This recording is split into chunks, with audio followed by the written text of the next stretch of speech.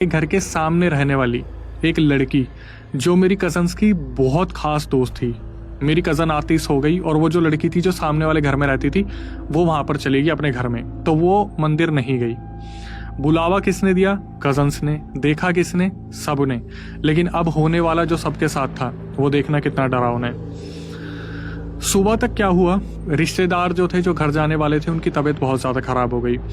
कुछ लोग आयुष के हिसाब से वहाँ पर जो आयुष ने देखा, कुछ लोगों को वॉमिटिंग हुई, कुछ लोगों की वॉमिटिंग में गांठ निकली, कुछ लोगों की वॉमिटिंग ग्रीन कलर की थी, कुछ लोगों की वॉमिटिंग ब्लैक कलर की थी। मतलब जो चीज़ देखी गई थी वो इतनी ज़्यादा डरावनी थी कि फिर दोबारा इन्हें ऐसा लगा कि यार हम क्या करें, हमें कुछ तो करना पड़ेगा। तो हुआ क्या, जब ये सारी चीज़ें इन्होंने देखी, बुजुर्ग लोगों ने, इन्होंने क्या करा, जो इनके एरिया के सबसे सिद्धि पुरुष पंडित थे उनको घर पे बुला लिया। घर पे बुलाया और कलावे बंधवा लिए, एक एक को कलावा बांधा गया।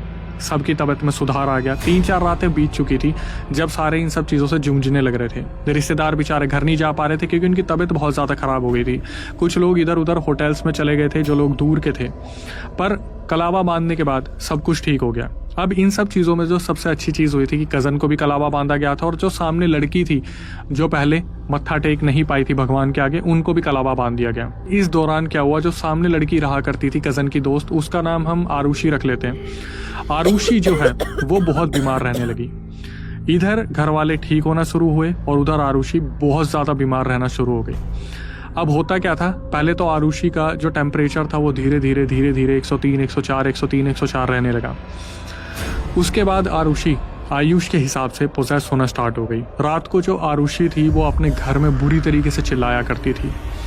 अपने घर में जो भी धारदार सामान हुआ करता था, किचन में अलग अलग जगहों पर, आरुषि अपने हाथ पर मारने की कोशिश किया करती थी और रात रात भर इधर उधर कूदा करती थी। उनकी मम्मी जब सुबह आके बताती थी कि आरुषि के साथ चल क्या रहा है तो मोहल्ला डर जाता था।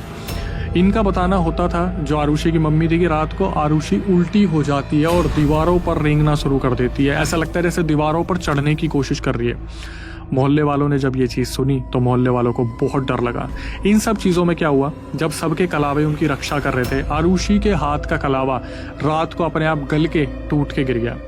घर वाले हनुमान चालीसा चलाया करते थे, रोकने की कोशिश करते थे, पर उस टाइम पर जैसे आरुषि को आराम मिल जाता था, कुछ टाइम बाद आरुषि के साथ बहुत बुरी बुरी चीज़ें होना स्टार्ट हो गई।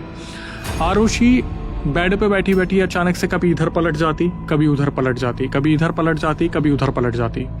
इनकी मम्मी ने क्या करा, उन्हीं पंडित जी को याद करा जिन्होंने पहले कलावा बांधा था। वो दोबारा आए, उन्होंने दोबारा कलावा बांधा। उस टाइम पर आरुषि बिल्कुल ठीक हो गई थी। वो पंडित जी वहाँ से चले गए। जब वो पंडित जी वहाँ से चले गए तो इसी